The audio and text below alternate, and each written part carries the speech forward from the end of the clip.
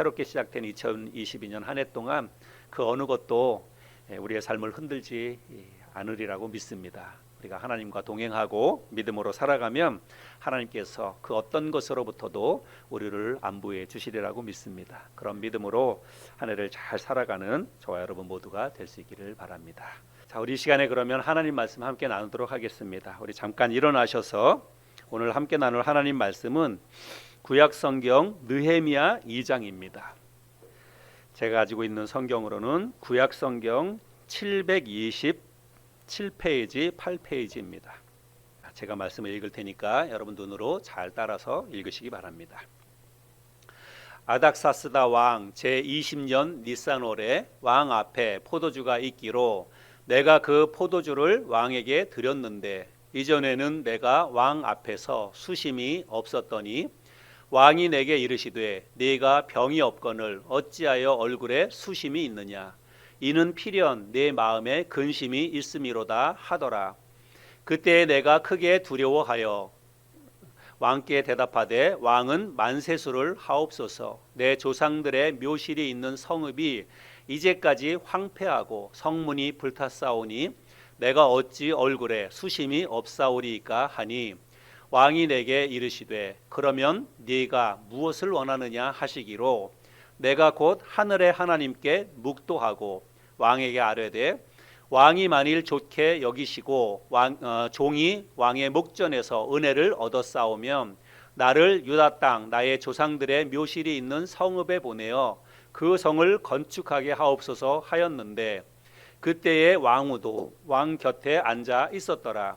왕이 내게 이르시되 네가 몇 날에 다녀올 길이며 어느 때에 돌아오겠느냐 하고 왕이 나를 보내기를 좋게 여기시기로 내가 기한을 정하고 내가 또 왕에게 아뢰되 왕이 만일 좋게 여기시거든 강 서쪽 총독들에게 내리시는 조서를 내게 주사 그들이 나를 용납하여 유다에 들어가기까지 통과하게 하시고 또 왕의 삼림 감독 아삽에게 조서를 내리사 그가 성전에 속한 영문의 문과 성곽과 내가 들어갈 집을 위하여 들보로 쓸 제목을 내게 주게 하옵소서 하매 내 하나님의 선한 손이 나를 도우심으로 왕이 허락하고 군대 장관과 마병을 보내어 나와 함께하게 하시기로 내가 강 서쪽에 있는 총독들에게 이르러 왕의 조서를 전하였더니 호론 사람 산발랏과 종이었던 암몬 사람 도비아가 이스라엘 자손을 흥황하게 하려는 사람이 왔다 함을 듣고 심히 근심하더라. 아멘. 네, 우리나라 말에는 같은 말이지만 서로 상반된 의미로 쓰이는 말들이 많이 있습니다.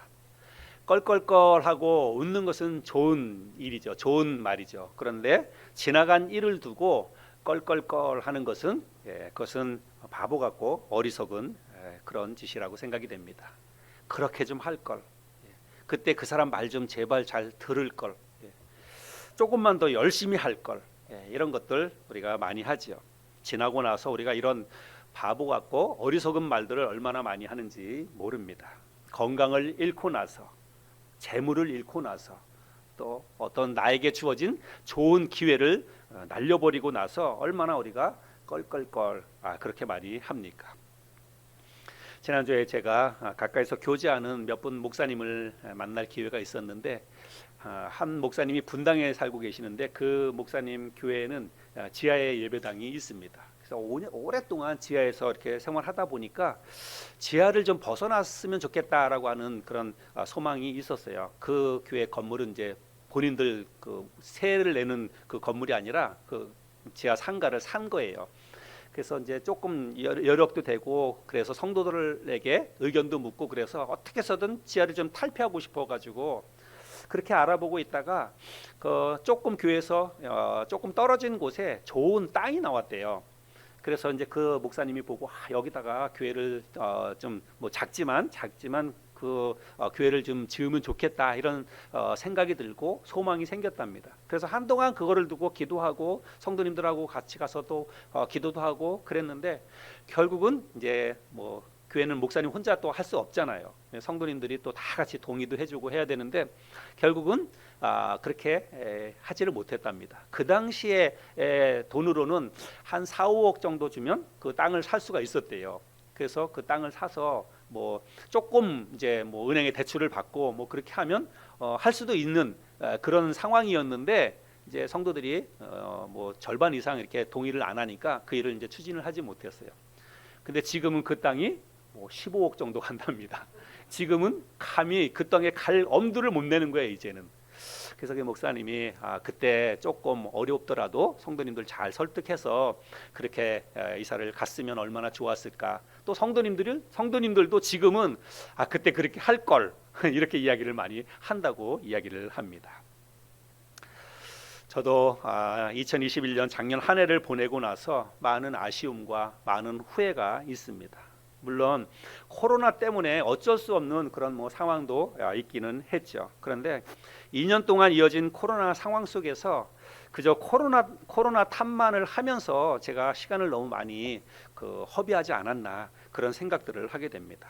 정말 힘들고 어렵지만 하나님 앞에 좀 적극적으로 믿음을 가지고 기도하면서 오히려 이 위기가 기회가 될 수 있도록 하나님 앞에 기도하면서 좀 믿음으로 나아갔다면 어쩌면 위기가 진짜로 기회가 될 수도 있지 않았을까 그런 후회가 좀 듭니다. 코로나 상황 때문에 그냥 턱받들이고 한숨만 쉬면서 너무 시간을 많이 흘려보냈다 이런 후회와 아쉬움이 저에게 많이 있습니다. 실제로 코로나 상황이지만 모든 사람들이 다 힘들고 모든 사람들이 다 안 되고 그런 건 아니에요. 그렇죠? 우리 주변에도 보면 코로나 상황인데 오히려 더 잘 된 사람들이 많이 있습니다.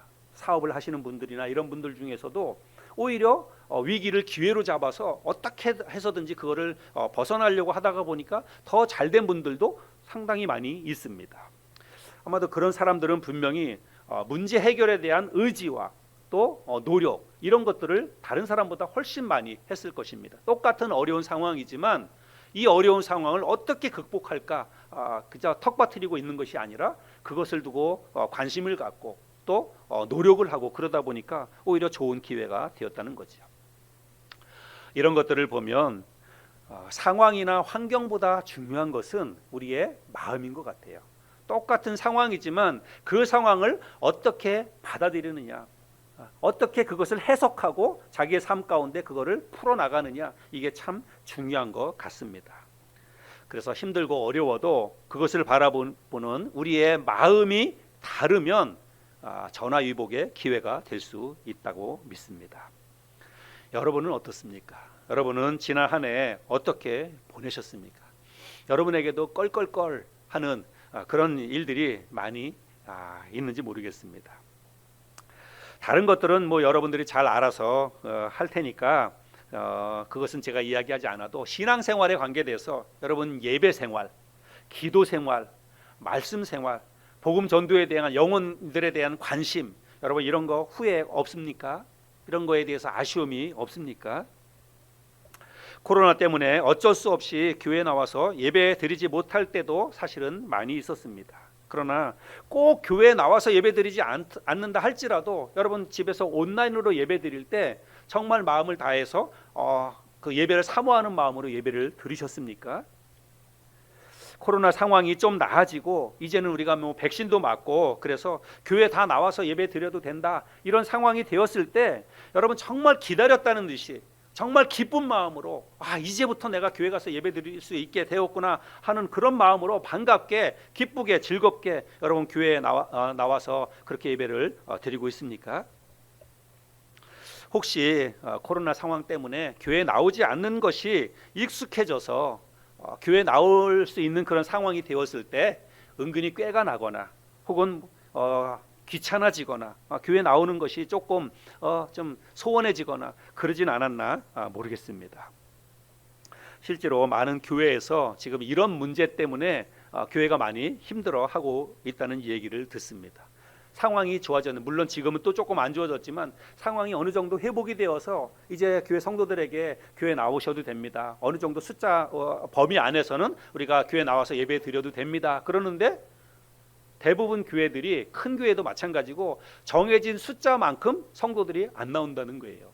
나올 수 있는 상황이 됐는데도 그 자리에 많이 안 나온다는 것입니다. 이미 2년이라고 하는 시간 동안 교회 안 나가는 게 익숙해진 거예요. 그러다 보니까 교회 나가는 게 조금만 상황이 좀 나한테 뭐 개인적인 상황이 생기면 교회 안 나가는 게 편해요. 그리고 그냥 얼마든지 또 이유를 댈 수 있습니다. 그냥 온라인으로 예배 드리면 되지. 그렇게 생각을 하면서 교회 나오는 것을 그렇게 중요하게 생각을 안 한다는 것입니다. 코로나 상황은 교회 나가지 못하도록, 사람을 만나지 못하도록 이렇게 만들었습니다. 그러는 가운데 우리가 집에 있는 시간들이 사실은 많아졌어요. 외부의 사람을 만나지 못하면서 혼자 집에 있는 시간들이 많아졌습니다. 근데 여러분, 우리가 그 시간을 정말 잘 활용을 했다면 더 많이 기도하고 집에서 더 많이 말씀 읽고, 여러분 그럴 수 있었잖아요. 그렇죠? 혼자 집에 있는 시간이 많아졌어요. 그 밖에 나가서 사람 만나거나 뭐 어디 가거나 뭐 일을 하거나 배우거나 그러지 못하고 그냥 진짜로 혼자 집에 있는 시간들이 정말 많아졌습니다. 그러면 그 시간에 우리가 얼마든지 더 많이 시간을 잘 활용을 했다면 기도 많이 할 수 있었고 말씀 많이 읽고 그럴 수 있었습니다. 근데 과연 우리가 그렇게 시간들을 보냈느냐라고 하는 거예요. 상황이나 환경을 탓하는 것은 정말로 비겁한 변명일 뿐이라고 생각을 합니다. 힘들고 어려운 상황 속에서도 오히려 빛을 발하는, 오히려 그 기회를 잘 활용을 해서 자기의 어떤 성장의 발판으로 삼았던 사람들이 사실은 많이 있잖아요. 그래서 오늘 우리가 살펴볼 이 주인공이 바로 그런 사람입니다. 오늘 말씀의 주인공은 누구냐면 느헤미야이지요. 이 느헤미야는 언제 몇 살 때 그 바벨론의 포로로 끌려갔는지 모릅니다. 그 당시에 많은 이스라엘 백성들이 바벨론의 포로로 붙잡혀 갔습니다. 근데 이스라엘 백성들이 포로로 붙잡혀 가서 얼마 지나지 않아서 바벨론 제국이 멸망을 당하게 됩니다. 그 페르시아 제국의 고레스 왕이 바벨론과 주변에 있던 메데라고 하는 나라를 차례로 무너뜨리고 메데 바사라고 하는 제국을 건설하게 됩니다. 바사 제국은 우리들이 아는 페르시아 제국입니다. 근데 이 고레스 왕이 그 바벨론 제국을 무너뜨리고 바사 이 제국을 세웠어요. 그러니까 바벨론의 포로로 잡혀갔던 사람들이 자연스럽게 이제 바사 제국의 포로가 되었다고 하는 것입니다. 근데 이 바사 제국의 고레스 왕은 집권해서 얼마 되지 않아서 유대인들에 대해서 유화 정책을 썼습니다. 그래서 뭐라고 이제 그 명을 내리냐면 유대인들에게 너희들이 원한다면 고국으로 돌아가서 무너진 성전을 건축하고 너희가 하나님을 섬기면서 그렇게 신앙생활을 해도 된다, 이런 칙령을 내리게 됩니다. 이게 유명한 고레스 칙령이지요. 그래서 이 칙령을 받고 포로를 잡혀왔던 많은 유대인들이 이제 첫 번째로는 스룹바벨과 그 다음에 2차 그 포로 귀환에서는 에스라, 이런 지도자의 인도에 따라서 포로에서 귀환을 하게 됩니다. 그래서 이스라엘 나라로 돌아와서 무너진 성전을 재건하고 다시 신앙을 회복하는 그런 일들이 일어나게 되지요. 그러다가 에스라서 4장에 보면 서기관 심세라고 하는 사람하고 방백 르흠이라고 하는 이 사람이 성전 재건을 회방 놓게 됩니다. 그래서 그 사람들이 허위로 조서를 꾸며요. 그래서 아닥사스다 왕, 바사 제국의 아닥사스다 왕에게 허위로 조서를 꾸며서 그거를 편지로 보냅니다. 그래서 결론적으로 그들이 보낸 그 편지의 내용은 뭐냐면 저 유대 민족 사람들이 지금 반역을 꿈꾸고 있다는 거예요. 그래서 왕이 가만 놔두면 이 사람들이 다시 힘을 키워서 당신 나라에 분명히 다시 대적을 하게 될 것입니다. 그러니까 이 성전 재건하는 일을 멈추게 해야 됩니다. 이렇게 허위로 조서를 꾸며서 보내게 됩니다. 그래서 아닥사스다 왕이 그 편지를 받아들고 또 자초지종을 이렇게 좀 살핀 다음에 결국은 성전 재건하는 일을 하지 못하도록 중단시키는 명을 내리게 돼요. 그래서 이제 이스라엘 백성들이 성전 재건하는 일을 멈추게 되는데 그 일이 멈춰지고 나서부터 시간이 얼마나 지나냐면 16년이라고 하는 시간이 그냥 지나게 됩니다. 근데 여러분, 우리가 아는 것처럼 이스라엘 민족은 하나님을 섬기는 이 이스라엘 민족은 성전 중심의 신앙 공동체예요.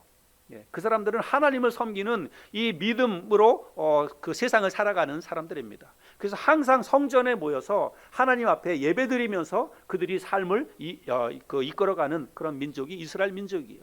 근데 성전을 짓지 못하도록 그렇게 16년 동안 하고 성전이 방치되었어요.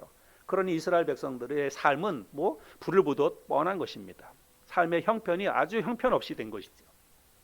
신앙생활만 그런 게 아니라 주변에 모압이라든지 암몬이라든지 이런 이방 민족이 수시로 이스라엘 민족은 그때 힘이 너무 없잖아요. 주권을 빼앗긴 나라니까 주변에 있는 어느 나라든지 다 와서 찍적거리고 와서 해방 놓고 그리고 물건을 빼앗아가고 사람들도 죽이고 이런 침략과 약탈이 계속해서 일어나는 거예요. 그러니까 뭐 사는 게 아니지요. 죽을 맛이지요. 그래서 이렇게 정말 힘들고 어려운 상황 가운데 있을 때에 유대인들 가운데서 몇 사람이 느헤미야가 있는 이 그 페르시아 제국의 그 수산궁에 찾아옵니다. 왜 느헤미야를 찾아왔냐면 느헤미야는 그곳에서 그래도 용케도 하나님의 인도하심 가운데 섭리 가운데 관직에 올랐어요. 느헤미야가 어떤 관직에 올랐냐면 1장 11절에 보면 왕의 술관원이 되었다라고 말씀하고 있습니다.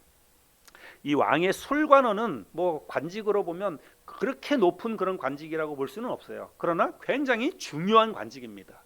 이 왕의 술관원이라고 하는 것은 왕이 마시는 술에 관한 모든 것들을 책임지는 사람이에요.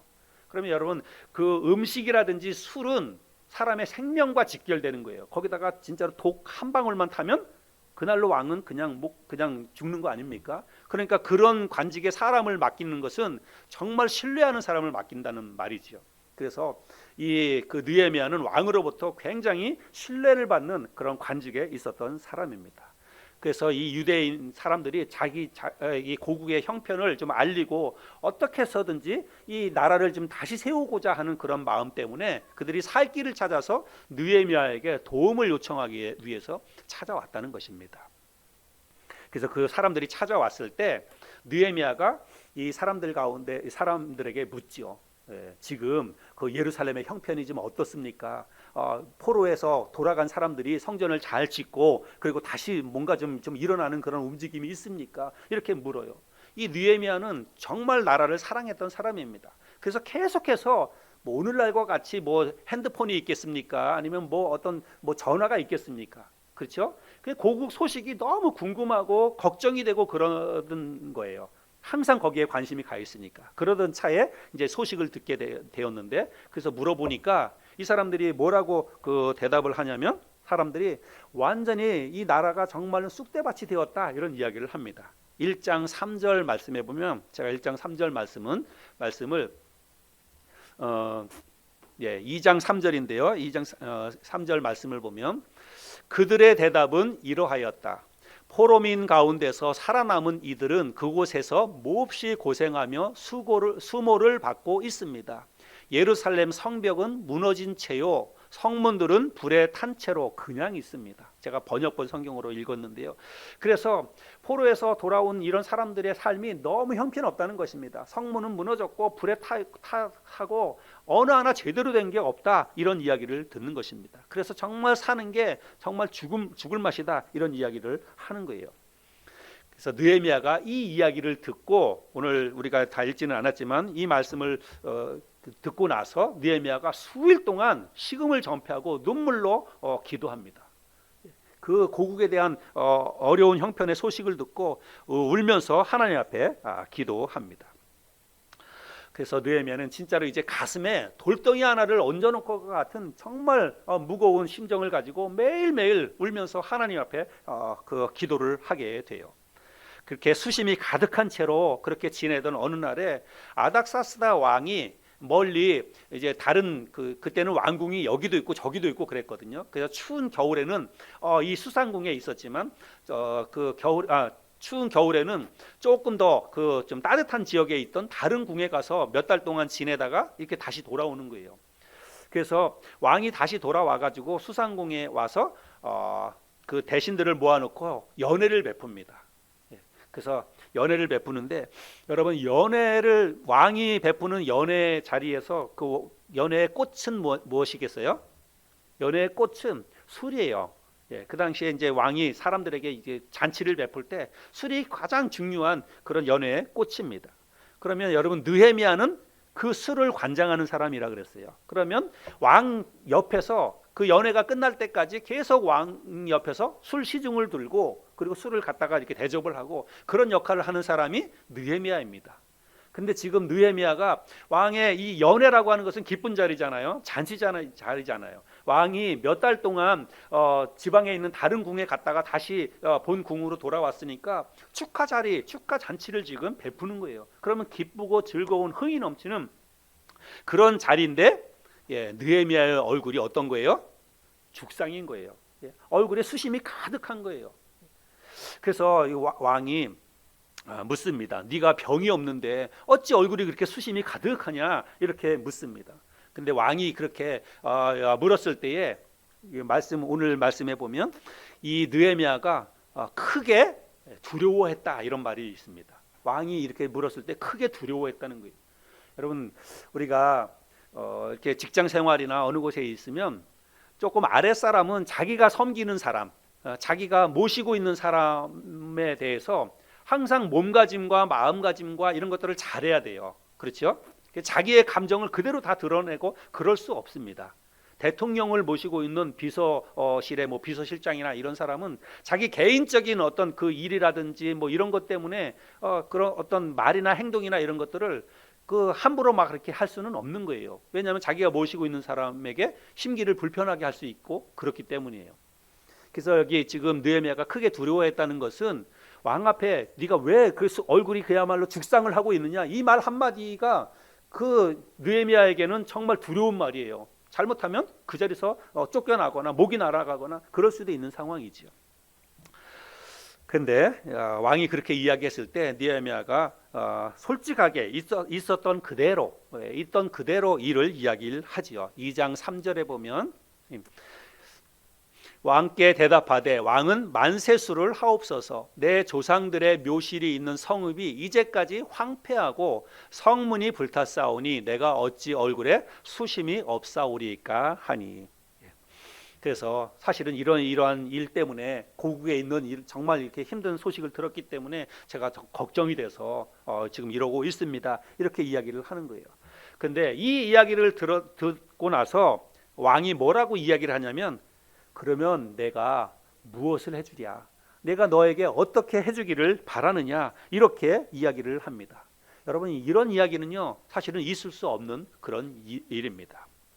지금 느헤미야는 그 페르시아 제국의 사람이 아니에요. 포로로 잡혀왔던 그런 사람인데 머리가 좀 똑똑하고 쓸모가 있으니까 어떤 관직이 앉혔습니다. 근데 이 사람이 연회 자리에서 죽상을 하고 있는 거예요. 그리고 자기 나라의 어떤 거를 두고 걱정을 막 이렇게 하고 있습니다. 그런데 왕이 거기다 대고 내가 너에게 뭘 좀 도와주길 원하느냐, 네가 어떻게 해주기를 원하느냐, 이렇게 얘기하는 것은 이게 일반적인 상황이 아니라고 하는 것이죠. 근데 왕이 내가 어떻게 해주랴라고 했을 때 느헤미야는 냉큼 자기 속마음을 그냥 그대로 다 이야기하거나 그렇지 않습니다. 2장 4절에 보면 왕이 내게 이르시되 그러면 네가 무엇을 원하느냐 하시기로, 그 다음 말씀이 너무 중요하죠. 같이 한번 읽어볼까요? 시작. 내가 곧 하늘의 하나님께 묵도하고. 그 짧은 시간이지만 느헤미야가 뭐 했다는 것입니까? 하늘의 하나님 앞에 기도했다는 것입니다. 속으로, 속마음으로, 묵도는 속으로 기도하는 거 아니에요. 속으로 하나님 앞에 기도했다는 것입니다.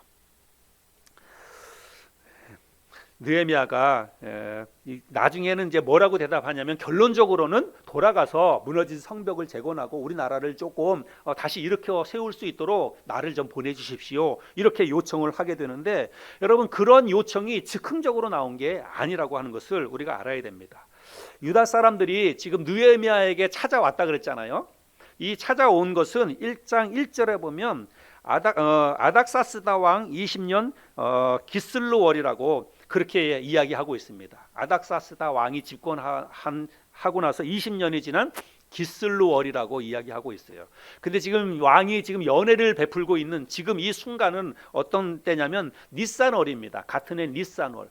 그래서 기슬루월과 니산월은 4개월의 차이가 있어요. 그러니까 느헤미야는 그 사람들이 와서 자기한테 소식을 알려줘서 그날부터 시작해가지고 식음을 전폐하고 눈물로 기도했어요. 몇 개월을 지금 시간을 보낸 거예요? 4개월 동안을 그렇게 했다는 것입니다. 4개월 동안을 기도하면서 마음으로 하나님의 은혜를 구하고 어떻게 하면 내가 가서 정말 도와줄 수 있을까, 이 나라를 세울 수 있을까, 이런 것들을 생각하면서 기도했다는 것입니다. 느헤미야는 정말로 나라를 사랑하고 민족을 사랑했던 그런 지도자였습니다. 그래서 왕이 내가 너에게 무엇을 해주랴 라고 이야기했을 때 그냥 바로 이야기한 게 아니라 잠깐 묵도하는 것이 바로 그런 의미입니다. 하나님, 정말 하나님이 이제 역사해 주십시오. 은혜를 베풀어 주십시오.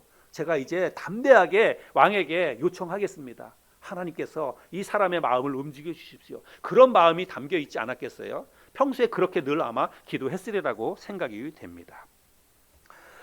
그래서 느헤미야는 이제 넉 달 동안 울면서 기도했던 자신의 소원을 왕에게 담대하게 이야기합니다. 3가지를 이야기하는데요. 첫 번째로는 뭐라고 얘기하냐면 고국으로 돌아가서 무너진 성벽을 재건하고 올 수 있도록 나한테 기회를 주십시오. 이렇게 요청을 하고, 그 다음에 두 번째는 내가 조국으로 돌아갈 때 이 페르시아에서부터 예루살렘까지는요 1,500km가 됩니다. 그러면 1,500km가 오는 중간에 여러분 얼마나 많은 일들이 있겠어요. 그리고 얼마나 많은 다른 민족 사람들이 있습니까? 그러니까 자기가 무사히 와야 뭐 나라를 뭘 하든지 할 거 아니에요. 그러니까 그 먼 거리를 올 때까지 아무도 나를 해치지 못하도록 왕께서 직접 조서를 써서 나에게 좀 주십시오. 이렇게 부탁을 하지요. 그리고 마지막으로 한술 더 떠서 뭘 부탁하냐면 내가 나라에 돌아가서 이제 무너진 성벽을 재건하고 나라를 다시 한번 세우려고 하는데 지금 이스라엘 나라는요 남아있는 게 없어요. 모두가 다 쑥대밭이 되어버렸습니다. 그러면 무너진 성벽을 지으려면 뭐가 있어야 되잖아요. 재료가. 그러니까 그 목재들을 달라고 요청을 합니다. 2장 7절부터 8절까지인데요. 한번 또 제가 읽어보겠습니다. 내가 또 왕에게 아뢰되 왕이 만일 좋게 여기시거든 강서쪽 총독들에게 내리시는 조서를 내게 주사 그들이 나를 용납하여 유다에 들어가기까지 통과하게 하시고 또 왕의 삼림감독 아삽에게 조서를 내리사 그가 성전에 속한 영문의 문과 성곽과 내가 들어갈 집을 위하여 들보로 쓸 제목을 내게 주게 하옵소서 하매. 여러분 이거는요 정말로 간이 분 거예요. 간이 붓다 못다 간이 배 밖으로 나온 요청입니다. 여러분 지금 이 느헤미야는 포로로 잡혀왔고 저 이스라엘 민족은 어찌 보자면 뭐 지금은 힘이 미약하지만 그래도 그 파사 제국의 그 아닥사스다 왕의 입장에서 본다면 적국이에요. 대적의 나라입니다. 대적의 나라. 그런데 그 대적의 나라 그 신하가 자기 나라에 가가지고 나라를 다시 세우겠다고 이야기를 하는 것입니다. 그리고 이 그 성전 재건하는 일을 멈추도록 그 명을 내렸던 왕이 바로 이 아닥사스다 왕이에요. 그런 명을 내렸는데 다시 이제는 그 명을 바꿔가지고 가가지고 성벽을 재건하라고 하니까 이건 뭐 있을 수 없는 그런 요청을 하는 것이죠. 아무리 왕의 은총을 입고 신뢰를 받은 몸이라 할지라도 정말 이거는 있을 수 없는 그런 요청을 했다는 것입니다. 근데 여러분 그 다음에 어떤 일이 일어납니까? 느헤미야가 정말로 무례하고 당돌한 그런 요청을 했는데 아닥사스다 왕이 어떻게 합니까? 그 모든 것들을 허락을 해주게 됩니다. 근데 그냥 단순히 허락만 하는 게 아니라 마병과 군대 장관을 붙여서 느헤미야를 호위하도록 선처를 베풀어 주시고 느헤미야가 요청한 모든 목재들도 다 가져갈 수 있도록 허락을 해줍니다.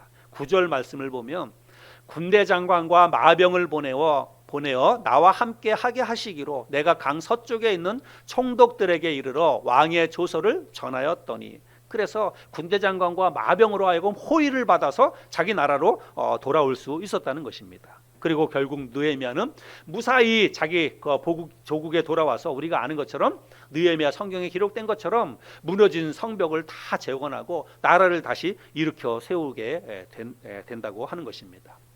정말로 이거는요 있을 수 없는 일이 일어난 것입니다. 기적과도 같은 상식적으로는 도저히 납득할 수 없는 일이 일어난 것입니다.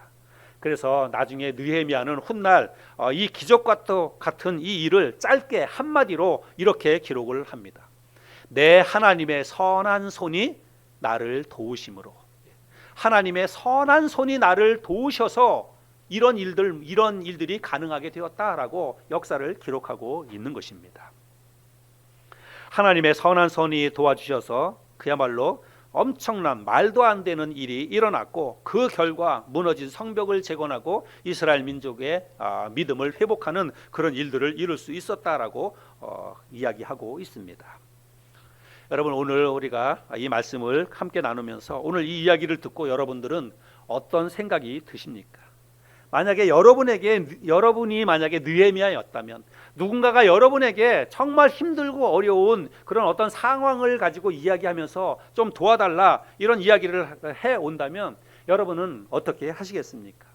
느헤미야처럼 손해를 감수하고 희생을 감수하고 어쩌면 내 목을 내놓고 그 일을 위해서 내가 하나님 앞에 기도하고, 그래 한번 해봅시다, 내가 한번 해보겠습니다, 이렇게 적극적으로 문제 해결을 위해서 그렇게 나설 수 있겠습니까?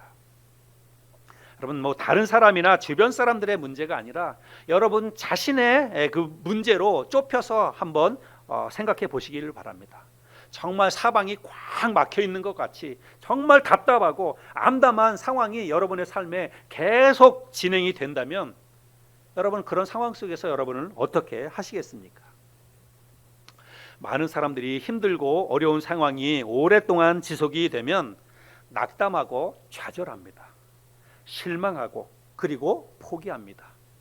이 코로나 2년 동안, 정말 오랜 시간 동안 우리가 이 코로나 상황을 지금 지나오고 있는데, 이 코로나 이 상황이 그저 이거 우리가 건강에만 그 영향을 미치는 게 아니라 이 우리의 마음에 얼마나 많은 영향을 미치는지 모릅니다. 우리의 이 정신에 얼마나 많은 지금 영향을 미치고 있는지 모릅니다. 그래서 많은 사람들이 코로나 블루라고 하는 이 우울증을 겪기도 하고, 그리고 삶의 어떤 의지나 이런 것들을 내려놓고 그냥 그렇게 지내는 사람들이 얼마나 많은지 모릅니다. 여러분, 우리가 우리의 삶 가운데 살다 보면 언제나 뭐 좋은 일만 있습니까? 일이 잘 될 때가 있습니까? 뭐 잘 되고 좋은 일보다는 우리의 인생을 보면 힘들고 어려운 일들이 더 많아요. 훨씬 더 많습니다. 여러분, 그렇죠? 예. 욥이 고백하는 것처럼 인생은 고난을 위하여 난 것처럼 그렇게 말씀하고 있는데, 불티가 하늘로 나르는 것처럼 우리의 인생에는 끝없이 고난이 다가옵니다.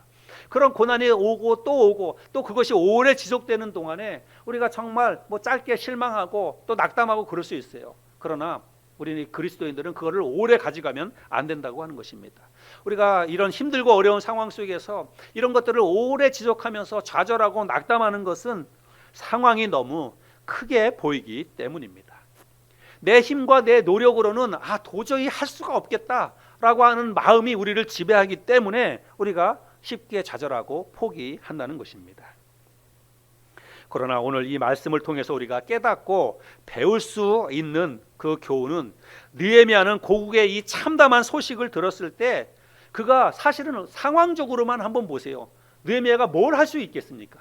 자기도 지금 포로로 잡혀와 있는 상황이에요. 마음대로 자기가 가고 싶다고 갈 수 있는 상황이 못 됩니다. 그런 상황 속에서 이 조국의 정말 힘들고 어려운 그런 소식을 들었을 때 느헤미야가 할 수 있는 일이 무엇입니까? 아무것도 없어요. 그냥 정말로 포기하고 좌절하고 낙담하고, 그거는 거기 남아있는 사람들이 뭐 해결할 일이지 뭐 내가 뭘 나서서 할 일인가, 그렇게 생각할 수도 있는 그런 상황이잖아요. 그렇죠? 상황적으로 보면 그렇습니다. 그런데 느헤미야는 그렇게 하지 않았다는 것입니다. 낙담하거나 좌절하거나 포기하거나 혹은 그것은 나와 상관없는 일이다거나 이렇게 치부하지 않고 그 일을 가지고 이 얘기를 듣던 그날부터 시작해서 수일 동안 금식하면서 기도했다는 것입니다. 하나님 앞에 그 눈물을 흘리며 식음을 전폐했다는 거예요. 그의 눈물은 좌절과 낙심의 눈물이 아닙니다. 입맛이 없어서 밥을 굶은 게 아닙니다. 비통한 심정으로 하늘의 하나님께 은혜와 자비를 구하면서 담대한 마음으로 금식하면서 눈물을 흘리며 그가 기도했다는 것입니다. 그리고 나서 이 두려움을 극복하고 하나님 앞에 믿음을 가지고 나아가서 어쩌면 정말로 그 에스더 왕비가 그랬던 것처럼 죽으면 죽으리라, 뭐 까짓거 내가 죽으면 죽지, 왕이 나를 물리치면 내치면 그냥 쫓겨나지, 아마 그런 마음에 기도를 그는 분명히 했을 것입니다. 그래서 왕이 네가 왜 병이 없는데도 얼굴에 수심이 가득하냐라고 이야기했을 때 정말 하나님이 기회를 주시면, 하나님이 도와주시면 내가 한번 해보겠습니다.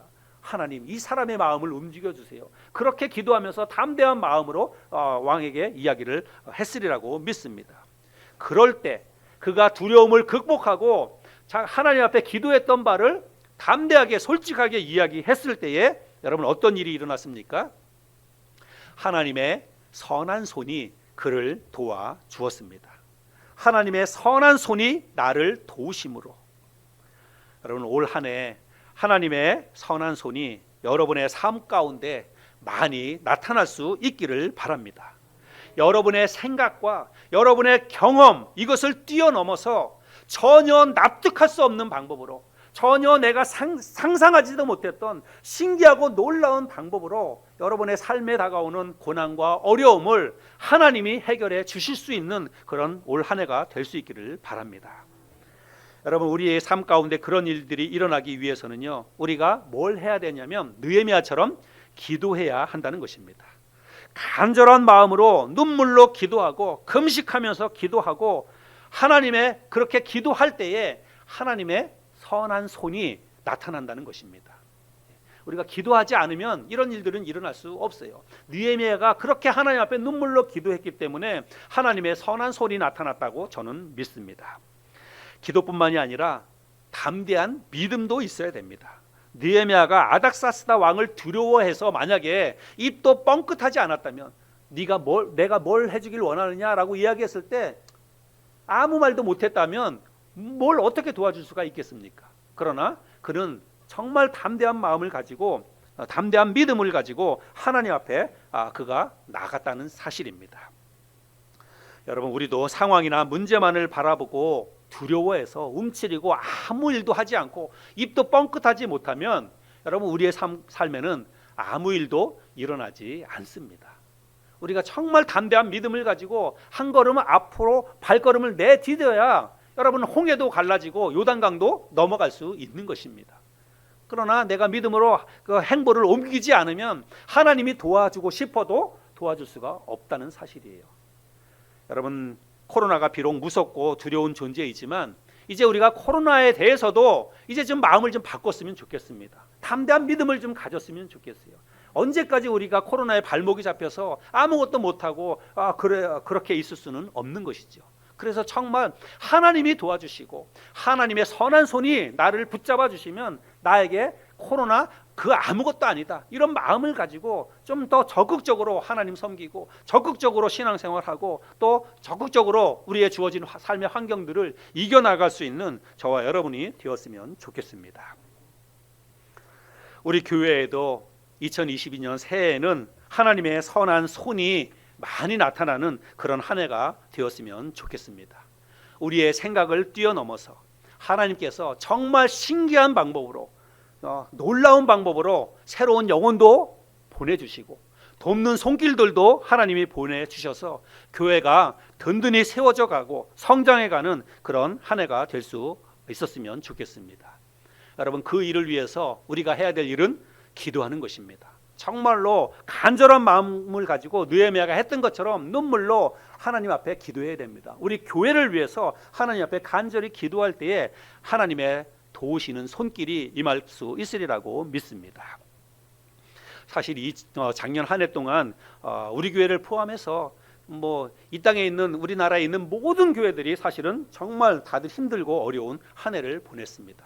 새로운 영혼들이 교회에 더해지는 일은 그거는 고사하고 사실은 교회에서 많은 사람들이 교회를 떠나는 일들이 교회마다 다 일어났습니다. 교회를 떠난 사람들이 코로나가 끝나고 나면 다 돌아올지 그것도 사실은 미지수 있지요. 교회의 성도들이 줄어들다 보니까 교회가 재정적으로도 사실은 많이 어려워졌다고 이야기합니다. 코로나 기간에 교회가 문 닫은 교회가 수없이 많다는 이야기를 아마 여러분들도 다 들었을 것입니다.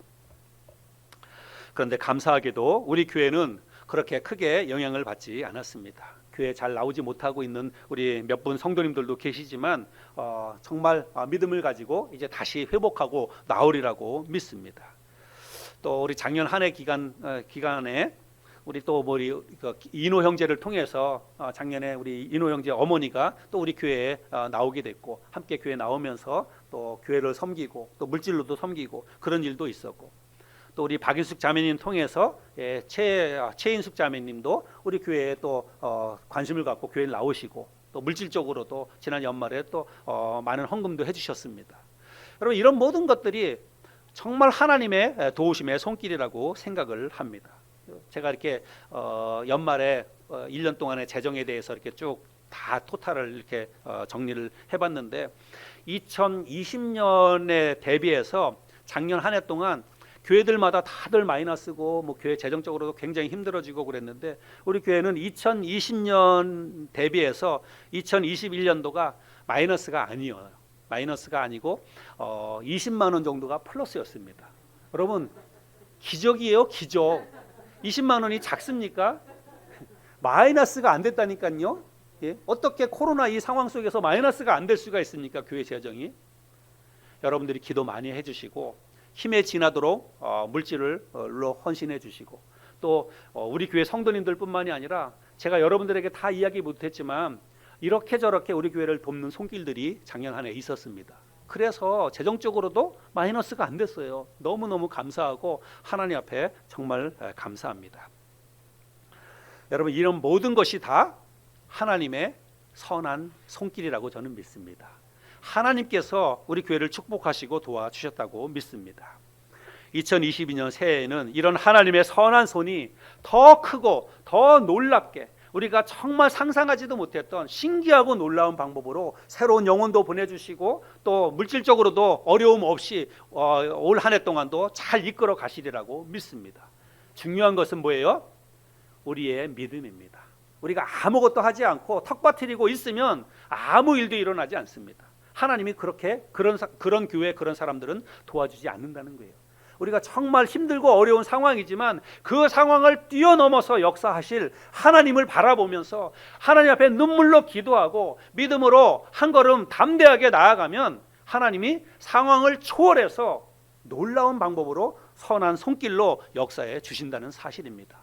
그와 같은 놀라운 은혜와 축복이 우리 교회와 그리고 여러분의 삶, 여러분의 가정에 2022년 동안 풍성이 넘쳐나는 그런 한 해가 될 수 있기를 우리 주님의 이름으로 축원합니다.